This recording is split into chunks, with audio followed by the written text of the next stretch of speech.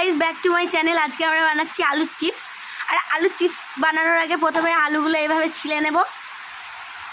তারপরে আলুগুলোকে এইভাবে পাতলা পাতলা করে এখান থেকে কেটে নেব, যেন পুরো এমন পাতলা পাতলা হয়।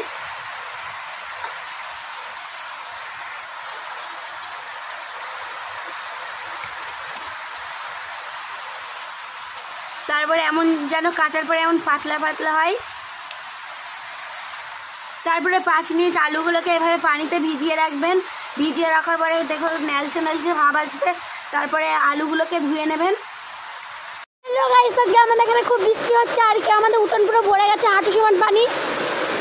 অ্যাকচুয়ালি বাইরে না আনতে পারছি না, বুঝলে? তো চিপস, ওই যে চিপস বানাবো ওর জন্য আলুগুলো বাইরে রেখেছি, পানি পড়ছে, ওই পানিতে ধুয়ে নেব।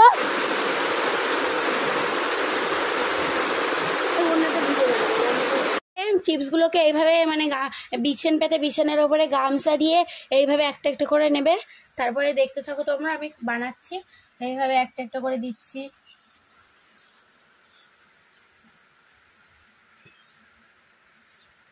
হালকা করে এরকম চাপ দেবেন, আর তারপরে হালকা করে শুকিয়ে নেবেন যেন পানিগুলো মরে যায়, ঠিক আছে? নাহলে কিন্তু চিপস নরম হবে আর পচে যাবে, নষ্ট হয়ে যাবে, মানে শক্ত হলেও নষ্ট হয়ে যাবে, বুঝলে? এইভাবে হাত দিয়ে চিপসগুলোকে এইভাবে চেপে নেবেন।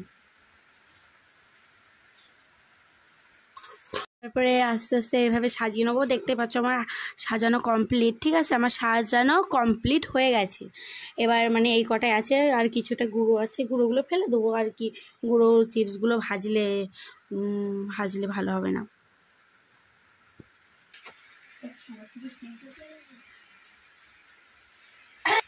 ভিডিওটা দেখতে থাকুন, আর একটা লাইক, প্লিজ একটা লাইক, একটা কমেন্ট, শেয়ার করে দেবেন, আর সাবস্ক্রাইব অবশ্যই করবেন, কারণ আমি এমনই ভিডিও বানাই। এই ভিডিওগুলো আবার তোমাদের সামনে নিয়ে আসবো।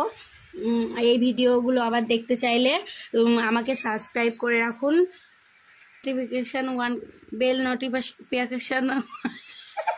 বেল নোটিফিকেশান অন করে রাখুন। এই ভিডিওটা তোমাদের আবার দেখাবো পরের পার্টে, তোমরা ভিডিওটা সাথে থাকুন। মানে ভিডিওটা চিপসটা ভেজে নিই, এরপরে আবার একটা ভিডিও নিয়ে আসবো তোমাদের সামনে। ওটা হবে চপ, বেগুনের চপ।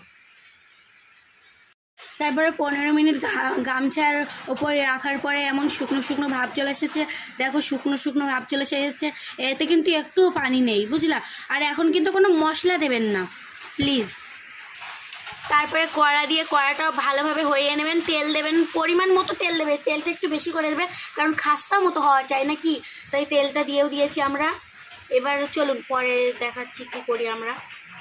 তারপরে আমরা দেখব যে তেলটা হয়েছে কিনা, ঠিকভাবে হচ্ছে কিনা, তাই একটা প্রথম দিয়ে দেখব।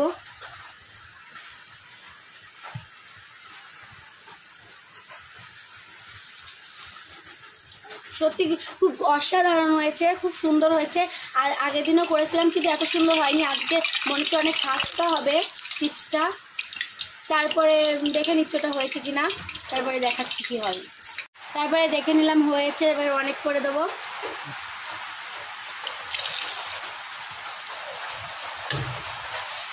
আমার হাতটা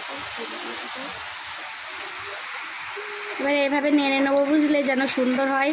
আর আমার পাশে কিন্তু আমার হাজব্যান্ড আছে, সে দেখছে কেমন হচ্ছে। ভাজা কমপ্লিট হয়ে গেছে, দেখো কত মচমুচে হয়েছে, কত সুন্দর হয়েছে। আর খেতেও নিশ্চয়ই অনেক টেস্টি হবে, ইয়ামি হবে। আর কড়ায় আলাদা একটা কড়া দিয়ে দিয়েছি চুলোর ওপরে। এবার এই কড়াটায় মশলা টশলা দিয়ে মাখিয়ে নেবো। কীভাবে কী মশলা দিতে হবে বলে দিচ্ছি। এবার লবণ দিয়ে দিচ্ছি কড়াইতে। তারপরে দেবো ঝালের গুঁড়ো, অবশ্যই ঝালের গুঁড়ো দেবে না, প্যাকেট ঝাল, ঠিক আছে? এবার দেবো জিরে গুঁড়ো। জিরে গুঁড়ো দেওয়ার পরে আর অবশ্যই তেল কিছু দেবে না, খালি করে ভেজে দিতে হবে, ভালোভাবে ভেজে নেবে।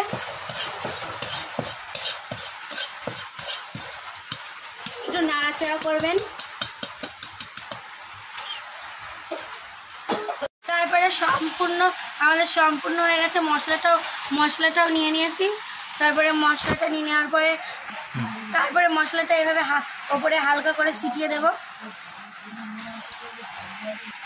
এটা কিন্তু দারুণ টেস্ট হবে, আর অনেক শক্ত হবে। দেখো ভেঙে দেখাচ্ছি আমি তোমাদেরকে। অনেক মচমুচে হয়েছে, খেতে কিন্তু অনেক অসাধারণ। টাটা বাই বাই, আজ ভিডিও এই পর্যন্ত, টাটা। আর অবশ্যই চ্যানেলটা সাবস্ক্রাইব করবেন।